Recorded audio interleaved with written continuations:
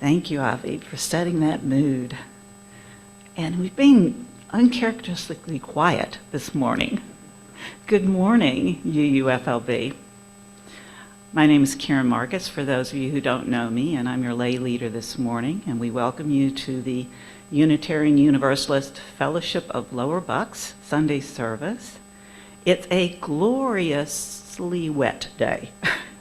And I'm glad you braved the weather to come out with us. For those of you who are joining us on Zoom, we wish you well and congratulate you on staying dry.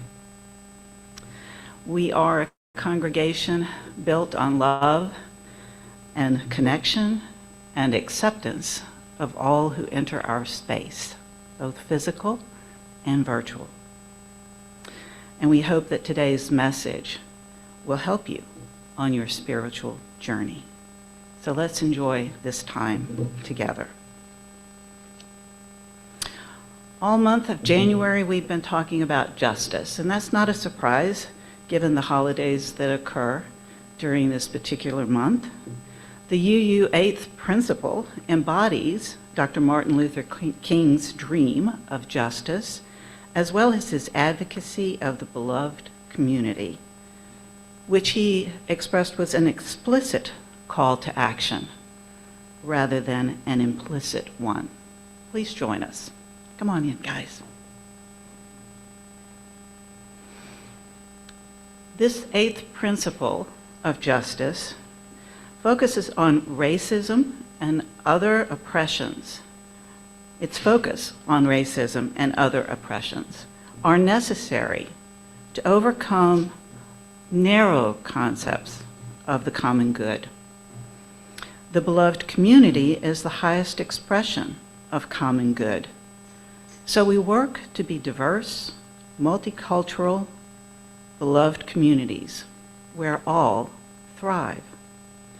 We support the use of inclusive democratic processes to make decisions within our congregations and societies at large. And we covenant to dismantle racism and all forms of systemic oppression. We are pleased to welcome a speaker who is new to us today, the Reverend Sarah Skochko. Reverend Sarah is a Unitarian Universalist minister and a writer who lives in Philadelphia with her family, and she produces a YouTube series titled Things Unitarians Universalists Should Know. I think we'll all be checking that one out. Her sermon title today is Do Less. And this is what she says about it. This time of year, it's common for people to be hard at work on their resolutions from New Year's Eve. Are you still working on yours? But if we resolved to do less, much less, what do you think would happen? What if we prioritized doing nothing wherever possible? What might emerge in those open spaces that we tended? So Reverend Sarah is here to encourage us to give up. That is, to give up on things that don't really matter, so that we can enjoy the things that do. And now let's begin our spiritual time together with a musical prelude from Avi, Feeling Groovy. If you're not feeling groovy, it might help if you sing along then. In keeping with that theme of today's service, Simon and Garfunkel encourage us to slow down and not to move too fast.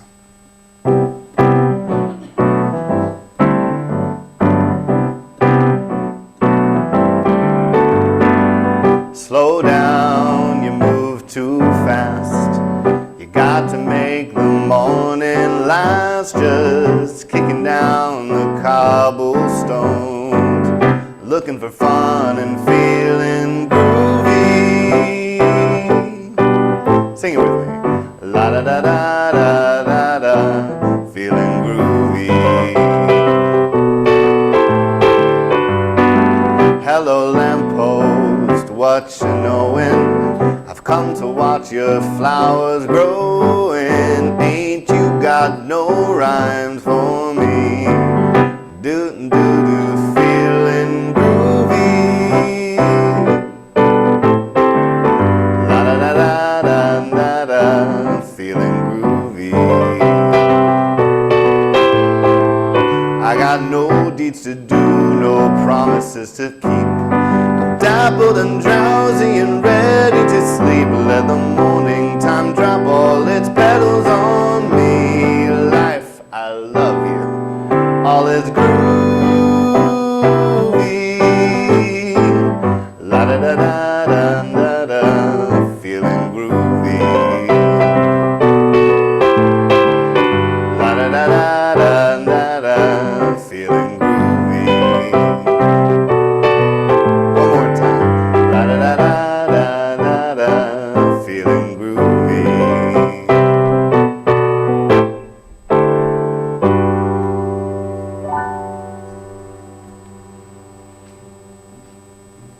Thank you, Bobby.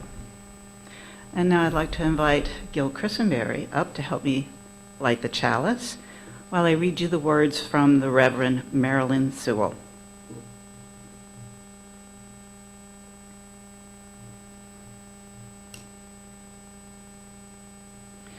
Come into this circle of love and justice. Come into this community where we can dream and believe in those dreams. Come into this holy space where we remember who you are and how we want to live. Come now and let us worship together. Thank you, Gil.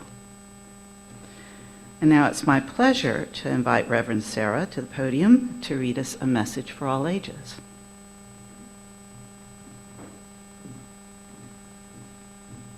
Good morning.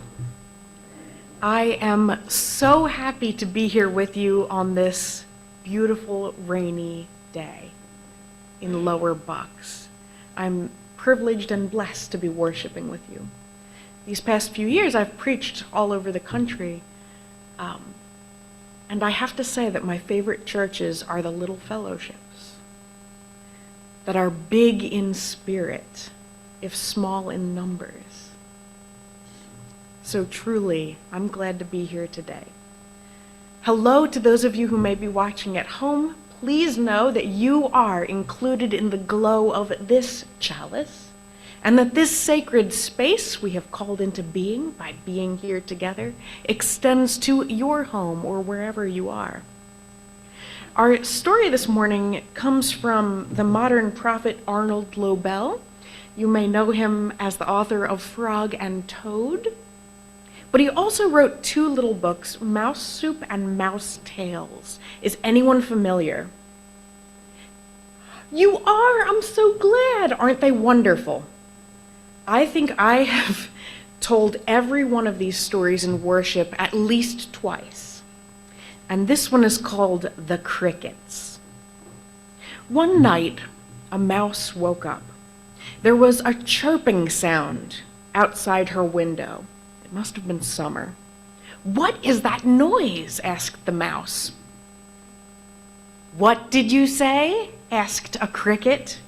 "I can't hear you and make my music at the same time."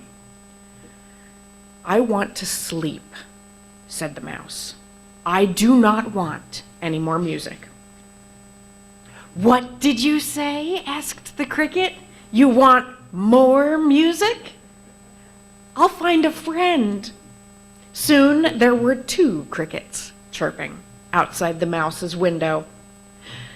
"I want you to stop the music," said the mouse. "You're giving me more." "What did you say?" asked the crickets. "You want more music? We can find another friend. Soon, there were 3 crickets chirping. You must stop the music, said the mouse. I'm tired. I can't take much more. What did you say? Asked the crickets. You want much more music? We will find many friends. Soon, there were 10 crickets chirping. Stop, cried the mouse. Your music is too loud. Loud? Asked the cricket. Yes, we can chirp loud. So the 10 crickets chirped very loud. Please, shouted the mouse, I want to sleep. I wish that you would all, and you might be able to see the picture from here, go away. Go away? Asked the cricket. Why didn't you say so in the first place? We will go away and chirp somewhere else, said the 10 crickets. Then they went away and chirped somewhere else, and the mouse went back to sleep. That is our story for today. And though we don't have any children here, let's sing Go Now in Peace, knowing that the dear young ones of this fellowship are somewhere nearby, and we're sending them our love.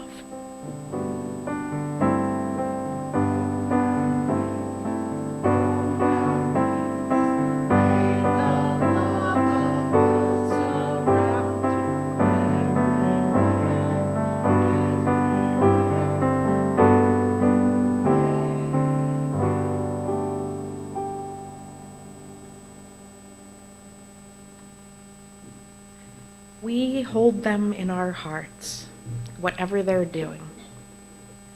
Our reading for today comes from the poet James Wright, one of my favorite poets.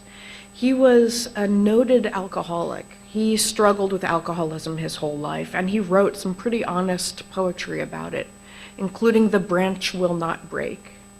And that title poem came from him waking up with a hangover, full of regret, and looking out his window and seeing a little bird hopping on a branch and wondering, what does that bird have to be so happy about?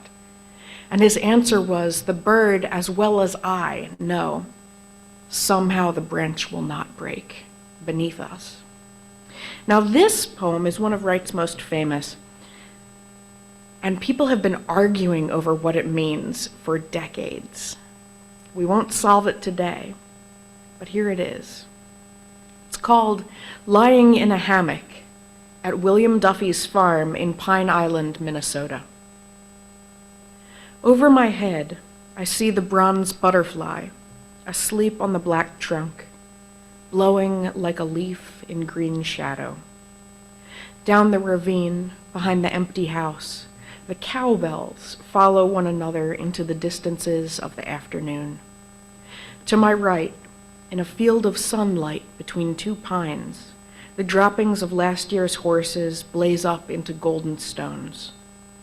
I lean back as the evening darkens and comes on. A chicken hawk floats over, looking for home. I have wasted my life.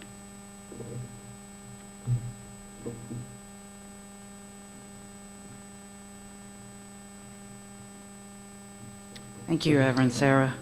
As someone who had relatives that lived in the countryside on a farm, that visual picture was very meaningful to me. Thank you. And now it's time in our service where we share our gifts with others. And our offertory split plate recipient in the month of January has been Caring Friends. And some of you were with us at the Caring Friends Service Project on Martin Luther King Service Day. And it was great to see that organization in action. They are an organization committed to helping not only elderly people who are shut-ins, who need extra care, and free home-cooked meals delivered by empathic volunteer visitors. And they give those shut-ins free outreach services, but they also have expanded into providing food for the homeless throughout the Philly area. And we were making peanut butter and jelly sandwiches and snacks for them on that day. So please give generously, both today and if you're interested, I know they also have volunteer opportunities. So I invite you to check them out too.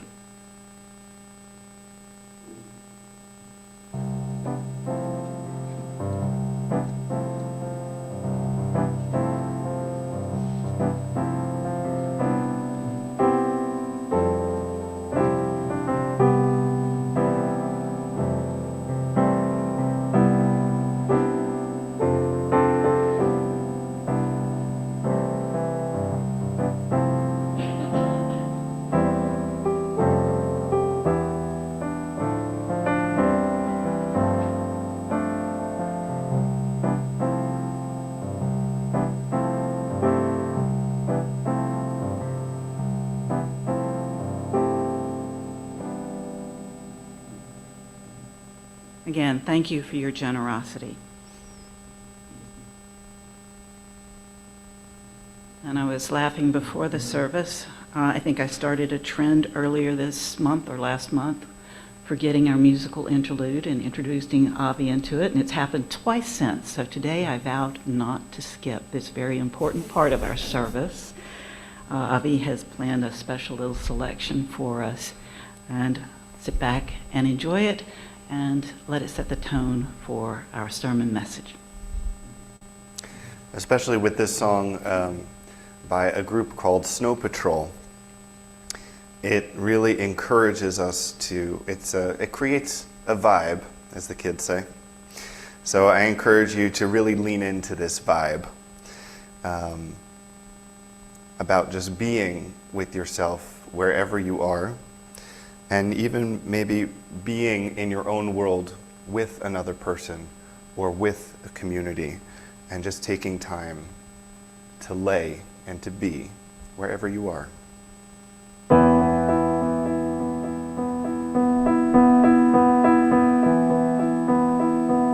Let's waste time chasing cars around our heads.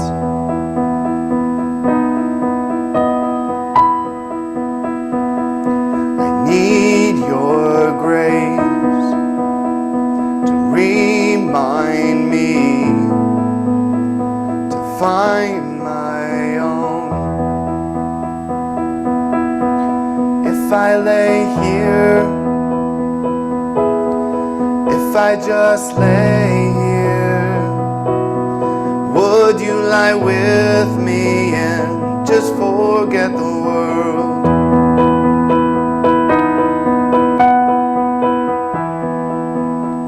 We'll do it all, everything on our own.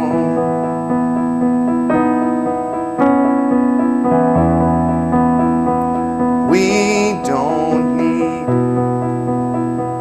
anything or anyone. If I lay here, if I just lay here, would you lie with me and just forget the world? Forget what we're told before we get too old.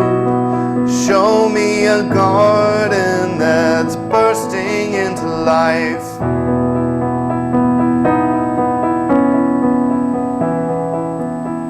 I don't quite know how to say how I feel. If I lay here,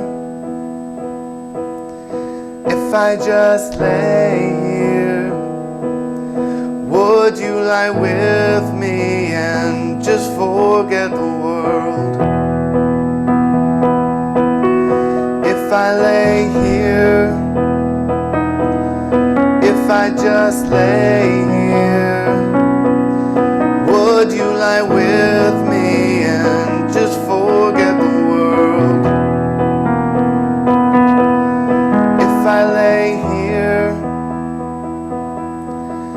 I just lay here? Would you lie with me and just forget the world?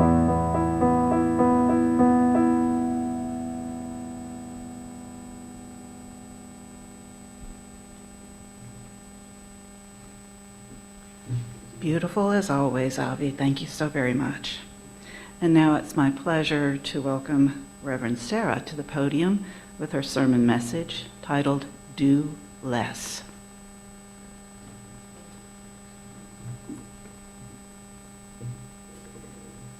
How many of you did make New Year's resolutions? 3 or 4 of us, yes. And how many are still sticking with them? Okay, we're going strong, yes.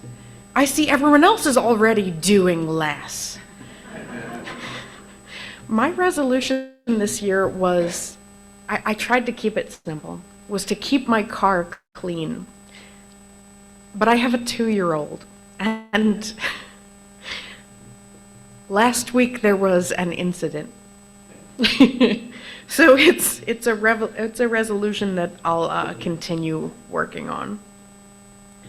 It occurred to me while writing this sermon about doing less that it would be just utterly hilarious if I didn't give a sermon and just sat back down.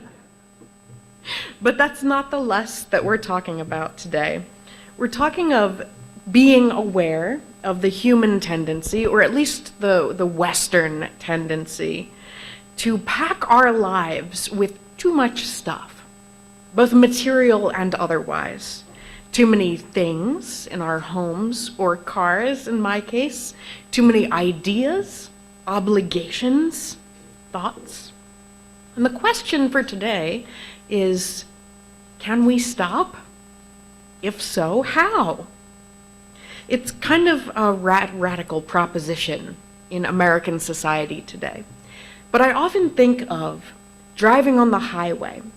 When you're going to pass someone, let's say you're coming up on your exit and you know it's coming up soon and you have to get over, but someone's driving right next to you in the right-hand lane. You have 2 options. You can either speed up to pass in front of them to get to your exit, and already people are nodding. Yes, I know who has places to be. I'm not looking at anyone. But when we do that, we shorten the distance between ourselves and the exit faster and have less time to get over, and we create a sense of urgency inside the car for our passengers. The other option is to hit the brakes and slow down and let them pass you by. That gives you more time to get over, more space. Some of the muchness and hurriedness of our lives is, okay, and I realize this might be a tough sell, so just bear with me. You're Unitarian Universalists, surely you've heard weirder. I think some of the muchness of our lives is a function of capitalism, which keeps us in an endless cycle of extracting value, consuming, and then spending all of that, consuming what's created. And then when we can't do either or both of those things, right, creating, extracting value, and then consuming, we have to get off the highway as quickly as possible for society. Studies have shown that in traditional hunter-gatherer societies, people spend huge blocks of time doing nothing, just sitting around under a tree, talking and enjoying each other. And unfortunately, that's not really done in our society. In traditional societies, elders have a place for their wisdom, their company, their companionship. And in our society, you have to get off the highway as soon as possible. It's telling that when parents in America get overwhelmed, a super common daydream, and I'm saying this as a hospital chaplain now, a super common daydream I've heard is that they wish they could be just sick enough for a week-long stay in the hospital so they can lay down and have someone else bring them meals. Not to get too serious at church, but has anyone ever just wanted to fake your own death and walk away into the woods to live a life of unbothered solitude? No, me neither. I don't know why I said that. but consider that it's actually a fairly common daydream on this extremely crowded, very fast highway of the society we live in. That you have to justify why you're here, what you're doing, and be doing something at all times. And it's exhausting. I think what I want to walk away from is capitalism. I saw a meme recently. Are you familiar with memes on the internet? The young people enjoy them. I saw a meme that said, minimalism is a scam by Big Small to get you to buy more less. I know, I'm gonna read that again. Because I've seen so many things about, big pharma and big this and big that. Minimalism is a scam by Big Small to get you to buy more less. And I laughed, but it made me think.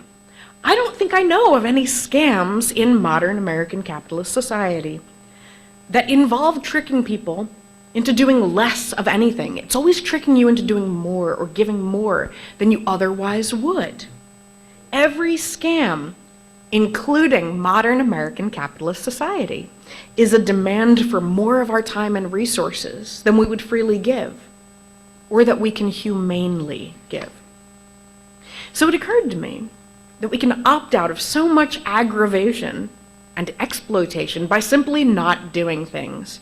And that's a tried and true tactic of my 2-year-old. Sometimes if you just fall to the ground and go limp, people will stop wiping your face or making you nap. And that, we have much to learn from the young ones. But not shopping for new clothes, not keeping up with new trends, not starting new hobbies, I'm speaking to me, and accumulating all the materials you need to do those things, quilting, knitting, what have you. Not signing up for newsletters that you'll never read. I would like to say I have a spiritual practice I've been doing for about 5 years now, where every 6 months I unsubscribe from everything except my church's newsletter. Anyone who works in nonprofit or fundraising is screaming on the inside right now. But the amount of digital clutter that builds up in our lives, I really do think is deleterious to the spirit. It's a significant drain on our mental and emotional resources to know that you still haven't answered the Humane Society's call for funds. But trust me, they will find you.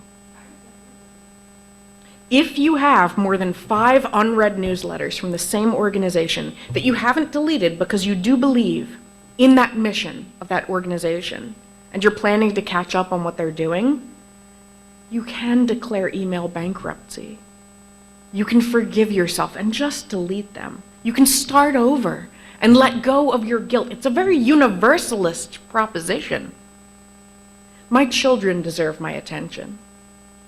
The Children's Place, a clothing store that sends 5 emails a day about leggings, does not. They are cute, though.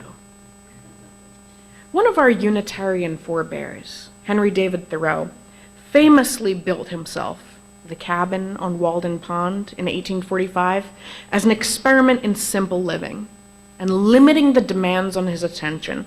And a lot has been said in recent years about how he wasn't truly self-reliant. And that's true. His mother did his laundry. He did accidentally set fire to the woods. Everyone was mad at him. But he never denied those things. All of that's true. The fact still remains that Thoreau gave up almost all of his material possessions to go sit by a pond and watch the owls for 2 years, kind of just to see what it was like. He thought that in order to live the fullest life, to really experience being alive, he would have to, paradoxically, do much, much less. He writes, "I went to the woods because I wished to live deliberately, to front only the essential facts of life, and to see if I could not learn what life had to teach, and not, when I came to die, discover that I had not lived. I didn't wish to live that which was not life. Living is so dear. Nor did I wish to practice resignation, unless it was quite necessary." He also wrote that it's astonishing as well as sad How many trivial affairs even the wisest person thinks they must attend to in a day. As a hospital chaplain, I often heard dying people say that the things that they thought were important when they were younger turned out not to matter at all. They wished that they'd been less busy. They wished that they'd cared less about what people thought. And overwhelmingly, people have told me they wished they spent more time with those they cared about. You know, I don't think anyone ever told me they wished they'd had more stuff. I think so much of the physical stuff we fill our lives with is a stand-in for our intangible desires, like the desire to be happy, the desire to show those we love that we love them. There's a lot of plastic in landfills as a testament to love. And so I've come to think of not just Thoreau as one of our semi-modern prophets, and Arnold Lobel, but Marie Kondo, the author of The Life-Changing Magic of Tidying Up. And I think her lessons can extend to the spirit as well as our homes. How many of you got that book? No, it's very short. I recommend it. Yes. The Life-Changing Magic of Tidying Up. She advocates, Marie Kondo advocates for the same thing Thoreau did. Having less stuff in your life allows you more room to live life. She writes that truly precious memories will never vanish, even if you discard the objects associated with them. No matter how wonderful things used to be, we cannot live in the past. The joy and excitement we feel here and now are more important. It was a revelation to me that space itself has value, and that often the value of having empty space is greater than whatever we could be storing there, just in case. In a practical sense, having space in my cabinets means I can find things easily or rearrange them. I can put things away more easily. But in an emotional sense, in a spiritual sense, I have had to work through my fear of not having things I need. And sometimes I don't have the things I need. Sometimes we all don't. It's true.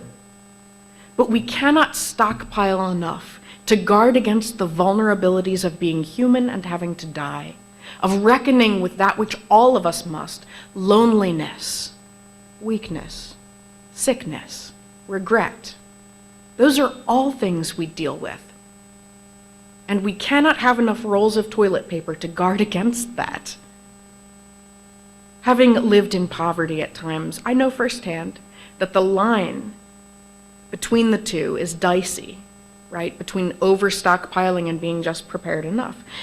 Admittedly, it becomes a lot easier when you have enough resources. Kondo writes, life becomes far easier once you know that things will probably still work out, even if you're lacking something. In a psychological sense, I find that once my safety is assured, beyond that, having fewer things means that I have more thinking space, more dreaming space. When you're choosing what to keep, Kondo writes, ask your heart. When you're choosing where to store something, ask your house. The truth is that in trying to simplify our lives, we sometimes create more words, more work for ourselves, more stuff, more complications. Decluttering often entails just rearranging our clutter. If you have 700 things and you go out and buy 5 Rubbermaid bins to store them in, now you have 705 things. Though they look more orderly, though they've been more condensed, they still exist within your domain. You're still responsible for their storage and upkeep, for the space in your brain that tells you where that Christmas wreath is. In other words, having less means doing less and thinking less and being able to sit around. For me, when I used to go backpacking in the woods when I was younger, I felt a kind of spiritual clarity, knowing exactly what I had on my person at all times. When something would go wrong, when a shoelace would break, when I'd get a blister, when I'd fall down, I knew exactly what was in the first aid kit. I knew what I was working with. I didn't have much to think through. Not long ago, a team of researchers from the University of Virginia found that when faced with a problem, most of us default to adding something to solve it. This is a little abstract, but I'll give you examples. When people were asked to edit an essay, to make this essay better, all of them added more sentences and paragraphs to make the essay better. When asked to improve a travel itinerary, right, some people are going on vacation, how can you make this better? Everyone in the study added more stops and steps. When asked to make a pattern of colored squares even, right, it's mostly a checkerboard pattern, but then over here it gets messed up. When told to make this whole pattern even, everyone in the study added more colored squares when it would have taken fewer to just remove some. Subtractive solutions, it seems, we almost never think of. When faced with a problem, it seems to be human nature, at least in the West, to add more stuff to try to make it better, even when it's faster and easier and sufficient to remove something. The researchers note that the implications of this are broad and profound, writing that it might be one reason that people struggle to mitigate overburdened schedules, institutional red tape, and damaging effects to the planet.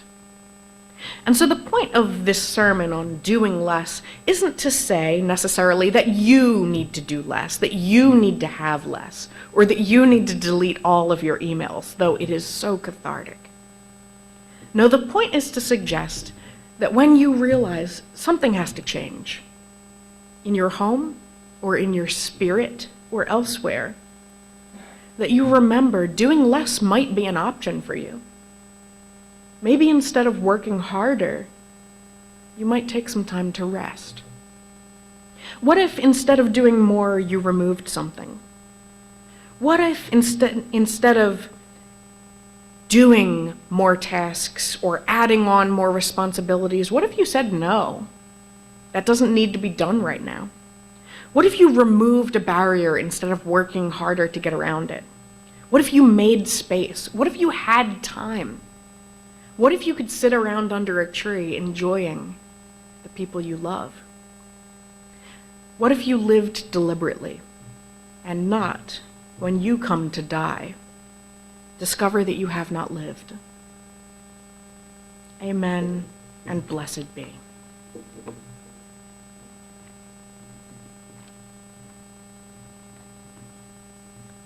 Thank you for those words, Reverend Sarah. As someone who recently purchased 8 additional totes, I'm going to reflect on that. I did too after Christmas. So we'll all reflect on this. This is the time in our service when we share our joys and sorrows with one another. If you'd like to share something, I invite you to come up to this microphone to share that joy or sorrow, and I remind you to do so with love. Anyone?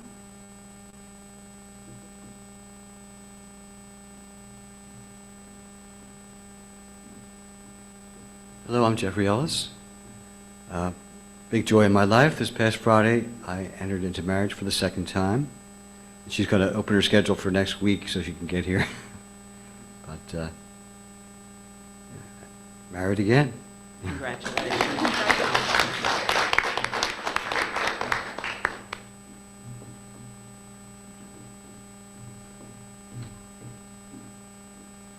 Hi, I'm Aaron Mackey. Maybe a little early, but not too early because tickets are going fast to Pennsbury High School's production of Anastasia, March 8th, 9th, and 10th. So that's the Friday, Saturday, and Sunday. Friday night show and Saturday night show, both at 8 o'clock. Sunday matinee at 2 o'clock. If people are interested in tickets, Joanne and I can help you score them. Otherwise, you can also find them on the Pennsbury School website. Our younger son, Braden, is a 9th grader in the high school and did manage to get a named part. He is one of the, for those of you that don't know the story, I won't give it all away. Everybody dies. But he has a very fun part. He gets to use his big, deep voice for one of the solo songs at the beginning of the show. So looking forward to it, very happy about it. Again, if people are interested, let us know. We can certainly help you find tickets that you'd like. There's also, there are actually, I didn't realize this, seniors actually get a discount. You can either get a free ticket in the upper balcony or $10 off any other ticket. So if that interests you. Thanks.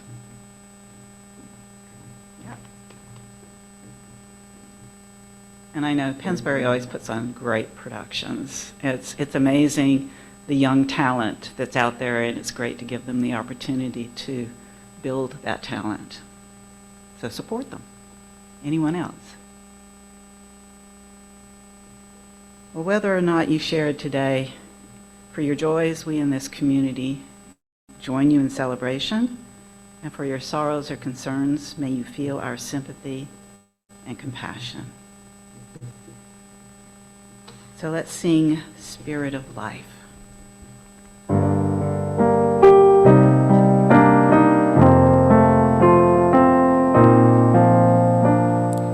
Spirit of life, come unto me.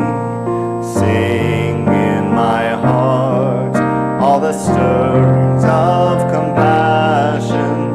Blow in the wind, rise in the sea, move in the hand, giving life the shape of justice. Roots hold me close, wings set me free. Spirit of life, come to me, come to me.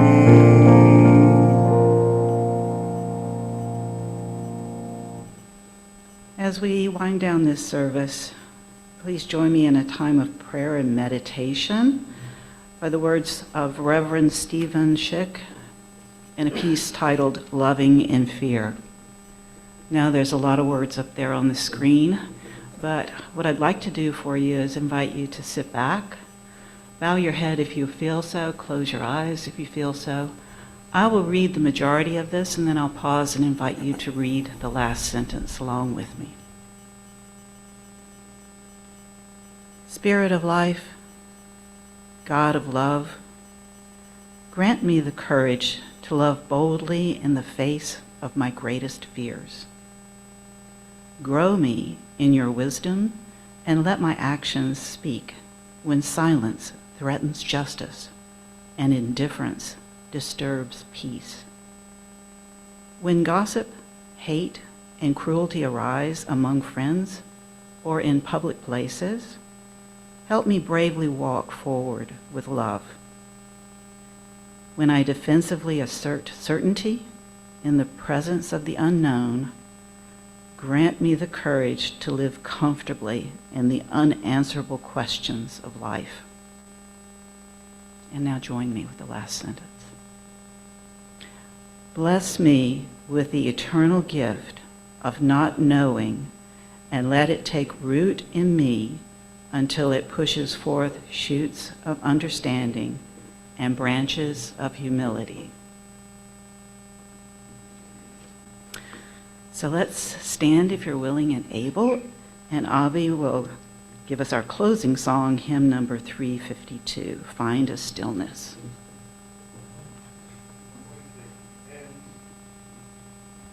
We're going to end with this hymn that might help us leave today with a little more stillness and with a little more motivation to find some space for ourselves. Please join me in singing.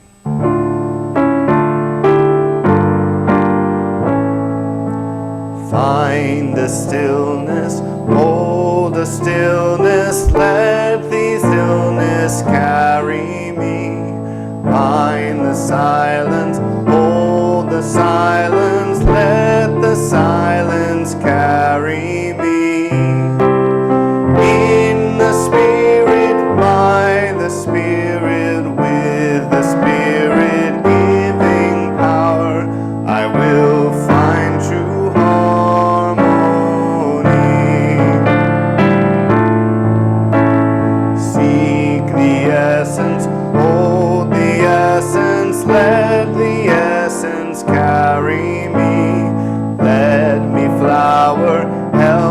me flower, watch me flower, carry me in the Spirit, by the Spirit, with the Spirit giving power, I will find true harmony.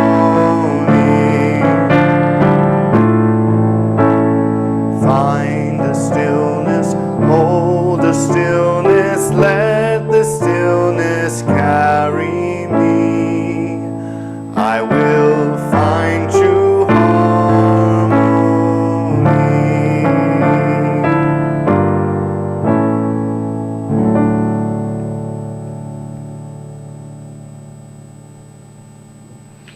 The words of Reverend Robin F. Gray are for extinguishing our chalice.